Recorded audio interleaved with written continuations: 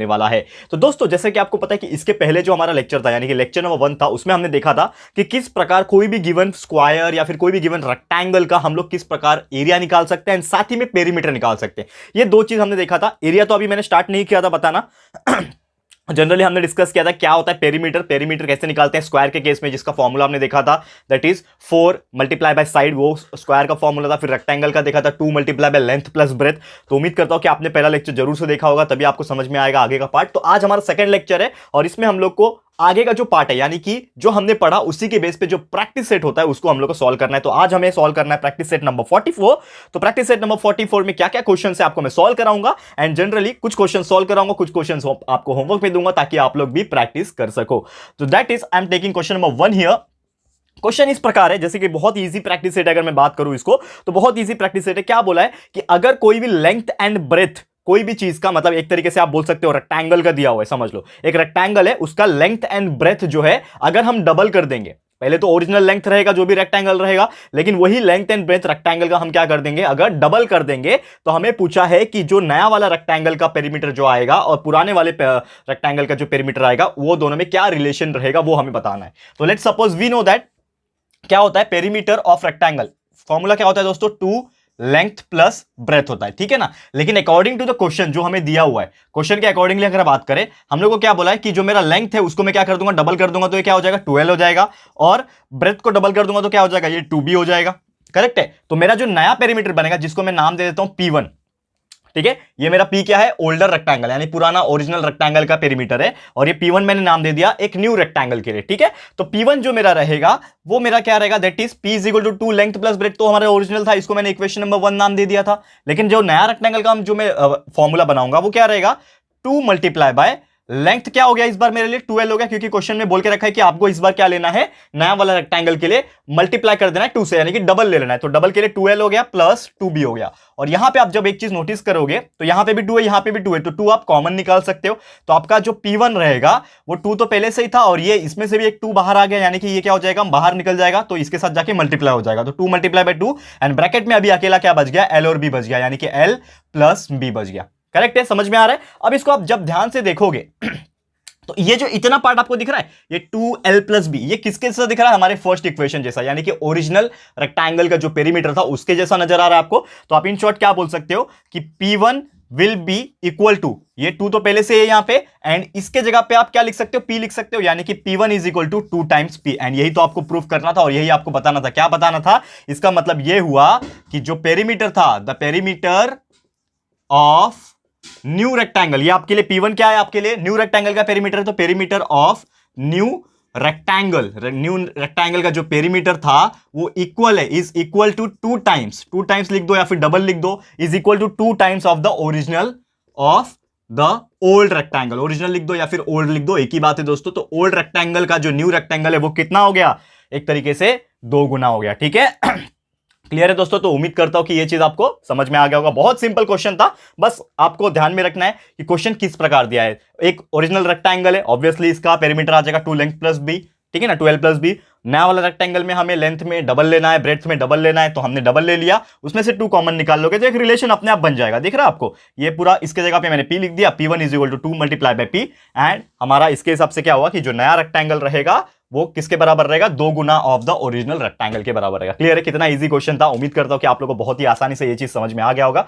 अब ऐसे ही same type का एक क्वेश्चन है लेकिन स्क्वायर के लिए है, वो भी मैं आपको करा देता हूं, जो कि क्वेश्चन नंबर 2 है, ठीक है ना। उसको भी फटाफट से देख लेते हैं किस प्रकार दिया हुआ है। बहुत ही इजी क्वेश्चन है और पूरा का पूरा प्रैक्टिस सेट आप देखोगे ना बहुत इजी है, ठीक है ना। इतना सिंपल है कि एग्जाम में अगर इसके ऊपर कुछ क्वेश्चन पूछता भी है तो you can solve easily by yourself. बहुत इजी है, कोई भी घबराने और चिंता करने की बात नहीं है, हम लोग सब आपको कराएंगे यहाँ पे, ठीक है। अब बात कर लेते हैं क्वेश्चन नंबर 2 की। चलो हेडिंग डाल दिया क्वेश्चन नंबर 2।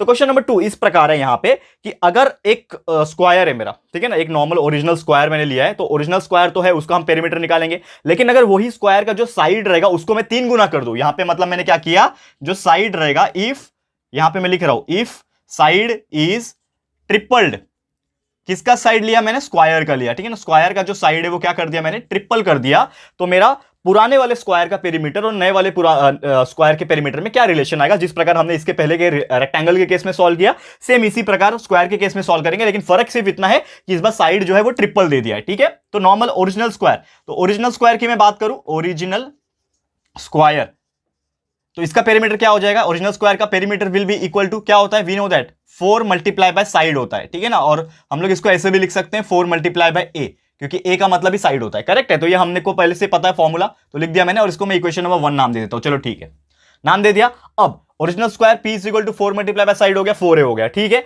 अब हम बात कर लेंगे, ओरिजिनल स्क्वायर तो हो गया, अब हम एक और चीज बात करेंगे कि जो न्यू स्क्वायर आपका बनने वाला है, न्यू स्क्वायर का जो पेरीमीटर है उसमें क्या बोल दिया है, न्यू स्क्वायर पेरीमीटर जिसको मैं P1 नाम दे देता हूं, वो हम लोग को बोल दिया है कि जो मेरा साइड है वो ट्रिपल कर दिया। तो साइड जब ट्रिपल हो जाएगा, यानी कि 4 तो पहले से फॉर्मूला में है, मल्टीप्लाई बाय साइड ट्रिपल हो गया, यानी कि कितना हो जाएगा, side multiply by side multiply by side. इसको मैं कैसे लिख सकता हूं, 3 साइड भी लिख सकता हूं, that will be equal to 4 multiply by 3 into a, बराबर ना। साइड क्या है, ये 3 है ना, 1 2 3, तो 3, और ये साइड का मतलब क्या होता है, ए, तो 4 मल्टीप्लाई बाय 3 इंटू ए, ये क्या है, P1 का वैल्यू है, ठीक है। अब ये जो P1 का वैल्यू जो है, इसको मैं एक और चीज लिख सकता हूं, अगर मैं 3 को आगे लिखूं और 4 को ए के साथ दे दूं, कुछ फर्क पड़ेगा क्या, बिल्कुल नहीं पड़ेगा, क्योंकि मल्टीप्लीकेशन में हम कैसे भी मल्टीप्लाई कर सकते हैं, वी नो दैट। तो इसको मैं अगर ऐसे लिखूं, P1 will be equal to 3 multiply by 4a, इसको ऐसे लिखूं तो कोई प्रॉब्लम होगा, बिल्कुल नहीं होगा, क्योंकि हम लोग 3 को पहले लिख सकते हैं, 4 को बाद में लिख सकते हैं। अब यहां पे मैंने ऐसा क्यों किया, क्योंकि आप देखोगे तो ये जो 4a जो मैंने साथ में लिखा ना, ये 4a का कुछ मतलब है। 4a का मतलब ये है कि ये किसका है, ओरिजिनल स्क्वायर का पेरीमीटर है ये, यानी कि P1 जो है वो is equal to 3 multiply by, और इसके जगह पे मैं P लिख सकता हूं, यानी कि P1 is equal to 3 times P हो गया। तो मैं क्या लिख सकता हूं कि जो न्यू स्क्वायर था मेरा, the new square perimeter is equal to, क्या है वो, इज इक्वल टू 3 टाइम्स, 3 गुना है ना, 3 टाइम्स, यहां पे 3 लिखा है मैंने, 3 टाइम्स किसका है, 3 टाइम्स द ओल्ड स्क्वायर। समझ में आ रहा है दोस्तों, वो क्या बताने की कोशिश कर रहा हूं, बहुत सिंपल क्वेश्चन है, और से सिंपल कुछ हो ही नहीं सकता। क्या बोल रहा है यहां पे चुपचाप कि हमारा जो न्यू स्क्वायर का जो पेरीमीटर आया वो पुराने वाले स्क्वायर के पेरीमीटर के 3 गुना है। इससे हमने ये प्रूफ करके दिखा दिया, क्लियर है, वही स्टेटमेंट मैंने लास्ट में लिखा है। तो उम्मीद करता हूं कि ये भी क्वेश्चन बहुत ही इजीली एंड बहुत ही आराम से आपको समझ में आ गया होगा। तो इसको फटाफट से नोट डाउन कर लो, फिर चलते हमारे अगले तीसरे क्वेश्चन की तरफ। तो ये क्वेश्चन मैं आखिरी कराने वाला हूं, एंड इसके बाद आपका जो भी बचा हुआ एग्जाम्पल रहेगा वो आप लोग को होमवर्क के तौर पर लेना है, ठीक है। तो फटाफट से इसको भी देख लेते हैं, बहुत ही बेहतरीन एग्जाम्पल है ये वाला, थर्ड एग्जाम्पल जो मैं कराने जा रहा हूं, आपके लिए बहुत सिंपल लगेगा एंड बहुत ही इजीली मजा लेके आप सॉल्व करोगे। इतना इजी है कि आप बोलोगे यार ऐसे टाइप के एग्जाम्स में क्यों ना आता है, ठीक है। तो अब देखो यहां पे एक डायग्राम है, पहले वो डायग्राम मैं बनाने की कोशिश करता हूं, ठीक है। Let's suppose this is the diagram, ठीक है। ये ऐसा डायग्राम आपको दिया हुआ है, इसका जो लेंथ है वो 10 है, ठीक है ना, सेंटीमीटर है कि मीटर है वो चेक कर लेते हैं। मीटर में दिया हुआ है तो 10 मीटर है, ठीक है। ये जो हाइट है आपकी, ये जो हाइट आपको दी हुई है ये 15 दी हुई है, ठीक है, ये 15 मीटर है। फिर ये जो इतना लेंथ है ये 5 मीटर दी हुई है। ये पूरा का पूरा जो हाइट है वो अगेन 15 मीटर दिया हुआ है, ठीक है। बस इतना आपको दे के रखा है, ठीक है। आपको ये पूछा है कि ये जो डायग्राम आपको नजर आ रहा होगा, ठीक है, ये स्क्रीन पे आपको डायग्राम नजर आ रहा होगा। क्वेश्चन नंबर 3 में आपको ये पूछा है कि फाइंड द पेरीमीटर, आपको क्या निकालना है, इस चीज का क्या निकालना है, पेरीमीटर निकालना है। तो कैसे निकालेंगे हम लोग इस चीज का पेरीमीटर, बहुत सिंपल है निकालना। जैसे कि मैंने आपको बताया था, पेरीमीटर का मतलब क्या होता है कि जो आउटर मोस्ट लाइनिंग होते हैं कोई भी पर्टिकुलर डायग्राम में, चाहे रेक्टेंगल की बात करें, स्क्वायर की बात करें, जो आउटर मोस्ट लाइनिंग जो होते हैं ना, उसको आप काउंट करते जाओ और जितना लंबाई वो हो सकती है उसको बस ऐड करते जाओ, तो आपका पेरीमीटर निकल जाता है। तो मैं इसको कैसे निकालूंगा, अगर मैं इसको कुछ नेम देने की कोशिश करूं, ठीक है ना, कुछ भी आप नाम दे सकते हो। लेट्स सपोज मैंने नाम दे दिया इसको ए, इसको बी, ये वाले पॉइंट को मैंने दे दिया सी, ये वाले पॉइंट को दे दिया डी, ये हो गया ई, ये हो गया एफ।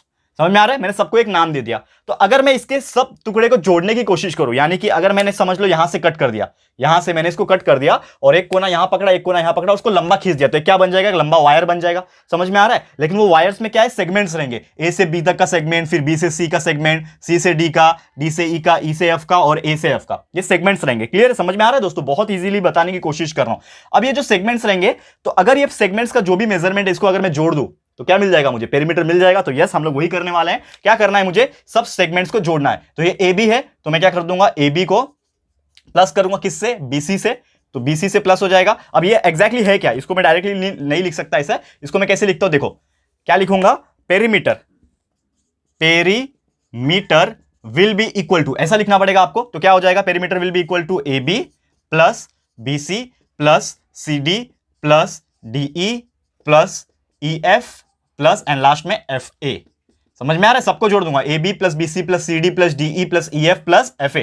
ये सबको प्लस कर दो तो आपका पेरीमीटर का आंसर आ जाएगा। अब आपको प्लस कैसे करना है, आप ध्यान से देखोगे एक चीज तो आपको समझ में आएगा कि ए बी जो चलो दिया हुआ है 10, ए बी की जगह पे मैंने 10 लिख दिया, प्लस बी सी आपको पता है कितना है 15 है, ये दे दिया, प्लस सी डी आपको पता है 5 है, 5 प्लस कर दिया, प्लस डी आपको पता है 15 है, प्लस कर दिया। लेकिन ये ईएफ आपको पता है क्या? बिल्कुल नहीं पता है। मैं क्या निकाल सकता हूं क्या? यस, बिल्कुल निकाल सकता हूं। कैसे निकाल सकते हैं आप देखोगे तो ये पूरा 10 है, ये पूरा 10 है और ये 5 है, तो ये इसके बराबर ही है ना पूरा। ये जो पूरा लेंथ है वो किसके बराबर है? ये सेम ही है। तो ये 10 और ये 5, मतलब इधर का 10 और इधर का 5, यानी कि आप देखोगे अगर ध्यान से इधर में मैं डायग्राम बनाने की कोशिश करूंगा तो ये 10 है तो समझ लो इतना डिस्टेंस भी 10 होगा, ये 5 है तो ये भी 5 होगा, तो ये 10 और ये 5 टोटल मिला के कितने हो जाएंगे? 15 हो जाएंगे। यानी कि जो आपका ये पूरा डिस्टेंस हो जाएगा ये भी कितना हो जाएगा? 15 हो जाएगा। लिख दिया 15। अब लास्ट में ये पूरा लेंथ कितना लंबाई है इसकी देख लो कितना है, इतना ये 15 है, ठीक है ना। ये पूरा इतना 15 है और इतना ये 15, यानी कि 15 और ये 15 30, प्लस 30 कर दो आपका आंसर आ जाएगा। क्या आ जाएगा देखो, 10 plus 15 is 25, 25 plus 5 is 30, 30 plus 15 is 45,